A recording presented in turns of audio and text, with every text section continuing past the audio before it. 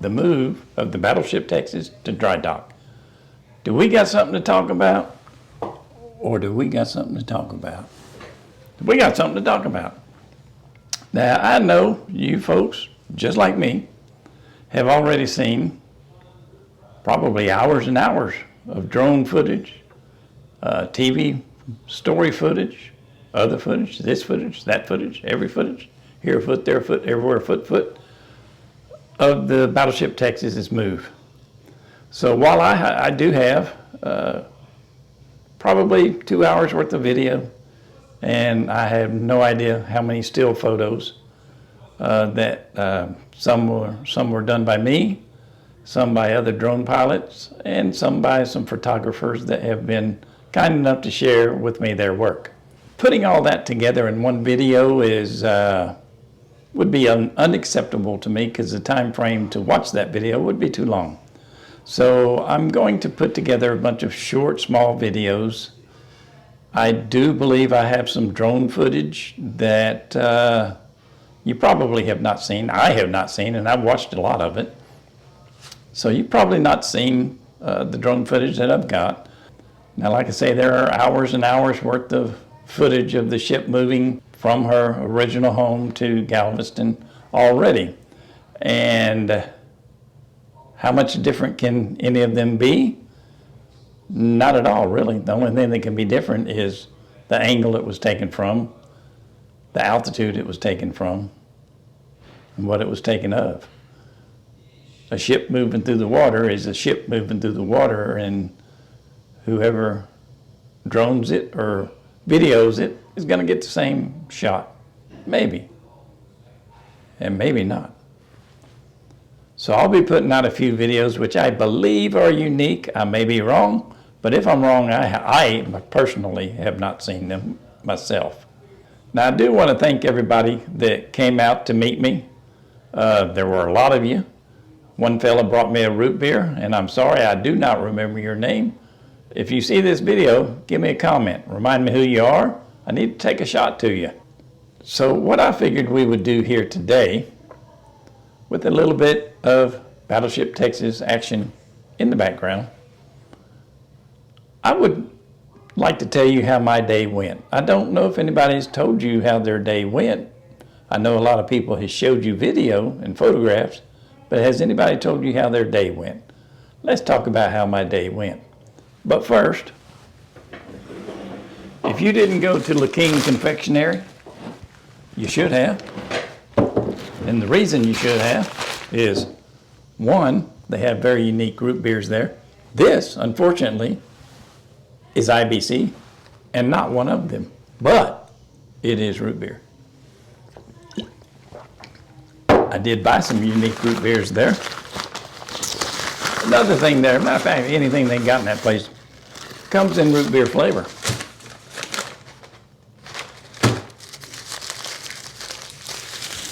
Even fudge. You want a bite? Take a bite. Take a bite. Don't go ahead. I know you want a bite. Take a bite. I don't care. Take a bite.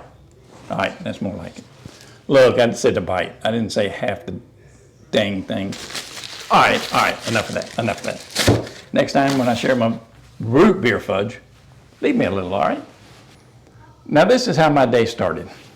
I woke up at 3 a.m., got dressed, fed my dogs, and headed up to San Jacinto Park. Now, I knew there was going to be a roadblock, and I knew I was not going to get past that roadblock. And that's okay. That's not the reason I went up. The reason I went up was to get turned away, which I did. So I got there about 4:15, something like that in the morning.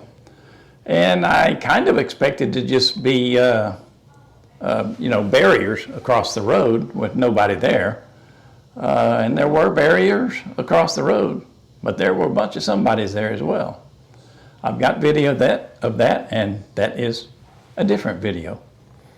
But when I got to the barrier, there was an officer there. He asked me if I had a special badge. A special badge. Now, I got a lot of special stuff. I wasn't going to tell him that. What did I tell him? I told him, brother, I got nothing special. And he promptly said, well, then you got to turn around and head the other way, Jack. Oh, he didn't call me Jack. Go the other way. Go back from whence you came. And that's what I did. I didn't argue. I didn't go down there for any kind of confrontation. Man's doing his job, and I understand that. So I turned around. I went the other way, back from whence I came. So after that, I promptly headed to a pickup point where I was going to pick up my son, who is 38 years old. He's not a tiny son. He's a big son. So picked him up. Then I headed down to Seawolf Park where I was going to meet Tom and AJ. When I got there, it was about, I'm going to say 7:15 a.m., something like that. So we got there, and Tom and AJ were already there. We set up the red tarp that I kept telling everybody about. And a lot of you found us at that red tarp. So we waited and waited and waited, as we knew we would be. We took a lot of food, a lot of drink, way more than what we consumed. And we promptly started watching the live feeds. Now, the live feed from the foundation was poor at best. It was very glitchy, but it did have a chat section. However, the video itself and the narrator, whoever that might have been, were very, very glitchy. I did not know that anybody still used Blackberries, but apparently they do. So we switched over to KHOU TV, who had an excellent live stream, just like watching TV, but not a chat section. So we watched that because it was watchable. So we watched that.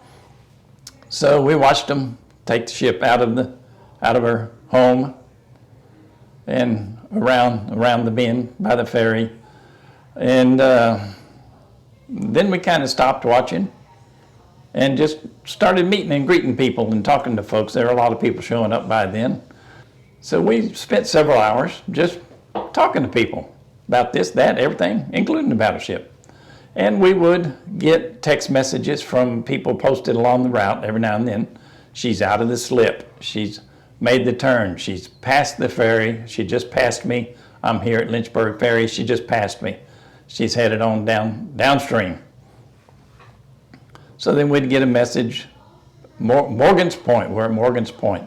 She's just passing Morgan's Point. And we'd get another message, just passing here, just passing Fred Hartman Bridge, just passing here, just passing there, just passing Shell Island.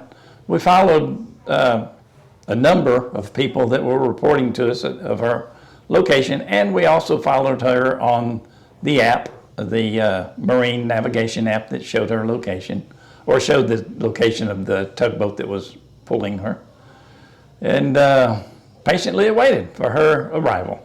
My brother, who was there with his dog, he had brought a high-powered, I don't know how high-powered, but he had brought a telescope that we could watch the horizon for the ship for. So I think it was about 1:30 p.m. when we finally spotted that little bitty spot on the horizon. Now, we had thought we had seen her before, but after looking at it through the telescope, we found out that it was a cargo ship or some other ship, or this ship, that ship, everywhere, ship. It was never the USS Texas, but eventually it was. We finally saw her hit the horizon, and we took turns, excitedly, looking through the telescope so we could watch her getting bigger and closer and bigger and closer and bigger and closer, only she looked a whole lot better than my hand does, but you get the idea. This is where I started getting, sorry, Mike. This is where I kind of started getting choked up a little bit, because when she was fully above the horizon, and you could just see the tiny little outline, and you could tell that was the battleship. Well, I knew it was the battleship Texas because there was no others out there, but you could tell it was a battleship. Had there been 100 battleships out there, you could tell that one was a battleship. Not which one, but we knew which one. There was only one. It was and I know I'm pausing a lot. Sorry about that. I know there's a couple of you out there that say, stop pausing so much. Well, you know, an old man has to take time to think. So I got this feeling that is a sight that not a lot of people have seen. Sure, everybody there saw that yesterday. But since World War II, not a lot of people have seen that site. And I don't know how to explain it. I don't know that I need to explain it. It was just a very American feeling to me. I don't know how it felt to everybody else. To me, it felt very American. And as she got closer, and as she grew larger, and as she became noticeable as a battleship with guns, I'm at a loss. I don't know how to explain it. Hopefully you know what I'm saying. Hopefully you felt the same thing if you were there. Now, I showed that video to a person, a neighbor, yesterday afternoon, and he was highly impressed with it as well. But his comment was, "Here comes the death machine." It's not. It's not a death machine. It's rather a freedom machine. That machine, along with many others, and many, many men and women, are freedom machines. The USS Texas is not a bringer of death. She's a bringer of freedom.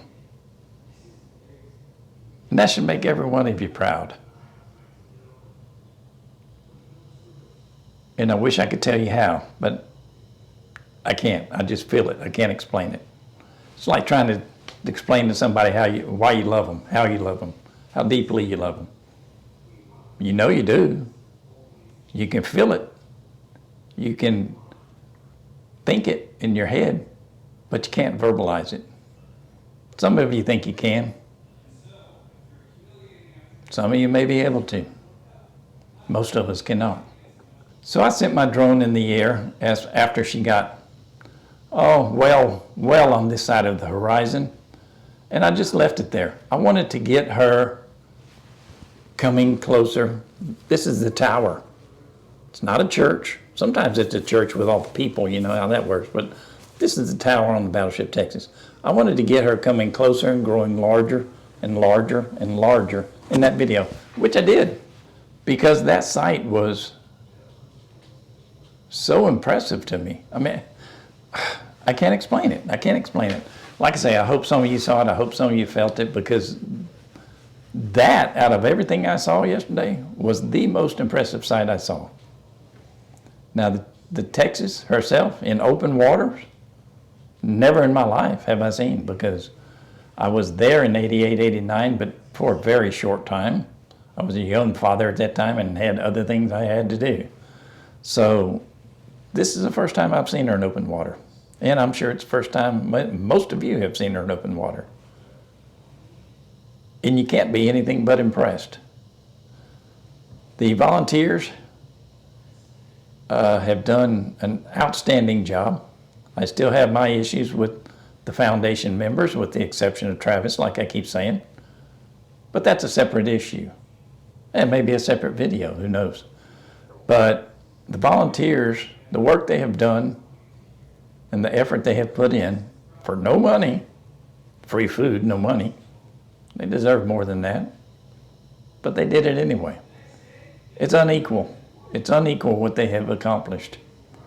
Sure, this has been done with other ships. It's been done time and time again with other ships around the world, I would imagine.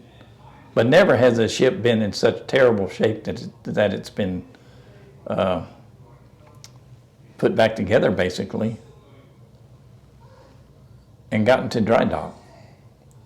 Yesterday was an amazing day for me. Today's is still an amazing day. Sitting here talking about it, it's still an amazing day for me.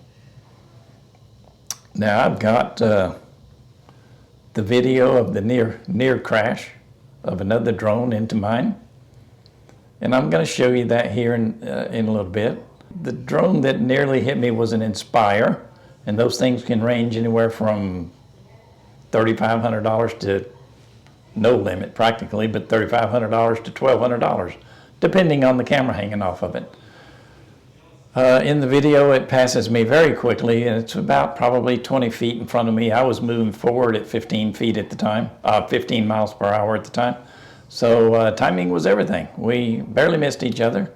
And if you were out there flying in Inspire, it may be you. I don't know who it was.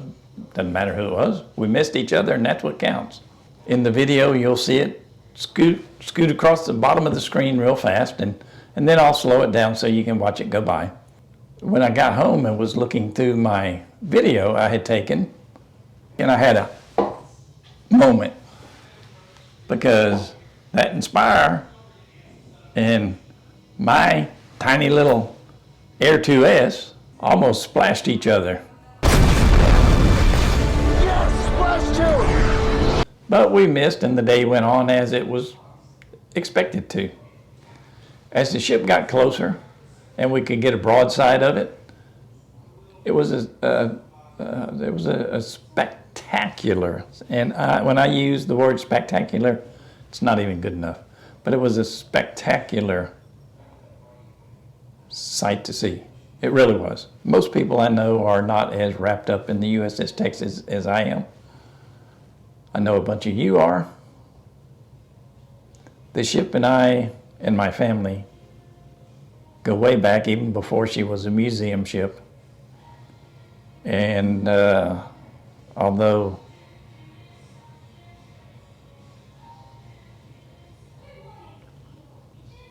well, let's just say that the ship and I and my family, like I say, go way back. Once the ship made the turn and started heading up the channel towards Gulf Copper Shipyard. As a matter of fact, one funny thing, before the ship started making the turn to head up the channel to Gulf Copper Shipyard, there were all these tiny little tugboats. You know, they weren't the big monsters like that were pulling her. These were tiny little tugboats with 2 bumpers up front, you know. 6 or 8 of them, 10 of them maybe, there waiting. And I'm sure, you know, it was a fairly windy day. And even though the battleship is a heavy ship, she can still be blown around by wind. And she's got her rudder is stuck in, I think a 2-degree turn. So I'm sure she was hard to keep straight, but those little fellas were there, I'm sure, to keep her off the rocks on either side by pushing her on the side if they needed to. I didn't see that needing to be done, but it just struck me funny because there were so many little tugboats up and down that area. So she made it down to the shipyard when she was about, I'm going to say a half mile past where we were at. I got another drone video of her, which I believe is unique, and that too is another video. So I did not move over to Pier 21 like a lot of people did to see her come up out of the water. Tom and AJ did, and Tom got some decent pictures of her out of the water. They got her on the dry dock. Well, they got her down to the dry dock 2 hours ahead of time, 2 or so hours ahead of time. They got her into the dry dock much faster than what they were saying they thought it might take. They were saying that they thought it might take to the next day, and I think she was out of water the same day.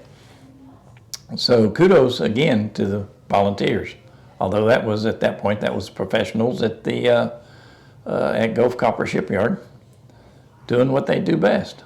I wish I could relay to all of y'all how I felt yesterday. I'm not a guy that gets too excited, too down, too high, too low, you know. I'm pretty much on an even keel all the time. Things don't bother me, things don't excite me a lot, because things happen that I feel like I should be excited about, and I'm not. And things happen that I feel like I should be upset about, I'm not. My skin is very thick, mostly because of things that have happened to me in my lifetime. I really, really wish that I could make every one of you feel what I felt yesterday. And I don't know any other way to explain it. I hope you, those of you that were there, enjoyed the day. We got good weather, no rain, a little windy, but not too windy. The ones of you, once again, that came by to say hi, I really appreciate you folks coming by. And nothing but good compliments. good comments, good compliments, good people. I enjoyed spending the conversation with you. I enjoyed spending time with you. I wish I had the memory that would remember all of your names. I know I asked you all your names, and at the time I knew all your names. Right now, barely know my own. Still slacking on a little bit of sleep that I need because, you know, I'm an old guy. So I'm going to catch that sleep tonight, hopefully. And this video has already gone on way longer than I thought it would. So let's go to that near crash drone video. Take a look at that.